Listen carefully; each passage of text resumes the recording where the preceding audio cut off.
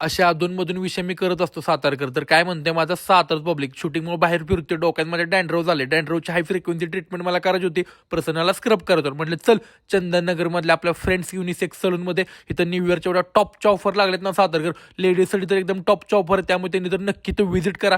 माझे हेअर्स वगैरे जास्तच वाढलेले, म्हणजे आज कटिंग पण करूनच घ्यावे आलोय तर इथं.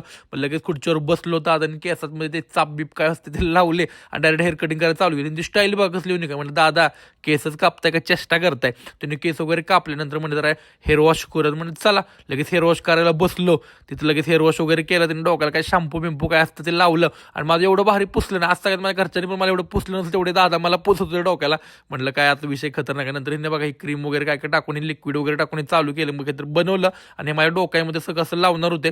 त्यामुळे त्यांनी चालू केलं डोक्याला वगैरे सगळं प्रॉपर लावून घेतलं. हे पूर्ण मुळापर्यंत पोचावं म्हणून ते असं ते एकदम कंगव्यान वगैरे काय काय लावत होते. ते सगळं डोक्यात लावून घेतलं. त्यांनी मला हेअर स्पा करायला मशीनमध्ये टाकलं आणि सगळं एकदम मशीन नंतर लावल्यानंतर ह्यांनी माझ्या डोक्याला ही पिशवी लावली.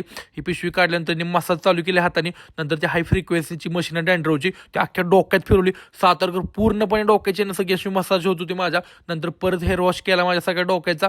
हेअर वॉश झाल्यानंतर दादाने त्यांची ही मशीन आहे ना पूर्ण ते डॅन्ड्रव सगळी ओढून घेतो डॅन्ड्रव त्या मशीनमध्ये.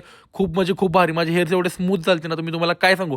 लगेच प्रसन्न बसला देत आता ते हे करायला चेहऱ्याचा स्क्रब वगैरे करायला. त्याच्या चेहऱ्याला क्रीम वगैरे सगळी लावून घेतली दादाने. नंतर त्याला स्टीम दिली. स्टीम दिल्यानंतर आहे ना ते एकदम स्टीम एकदम प्रॉपर चेहऱ्याला त्याच्या सगळी स्टीम वगैरे लावून घेतली. नंतर या मशीनं त्या चेहऱ्याची मसाज केली.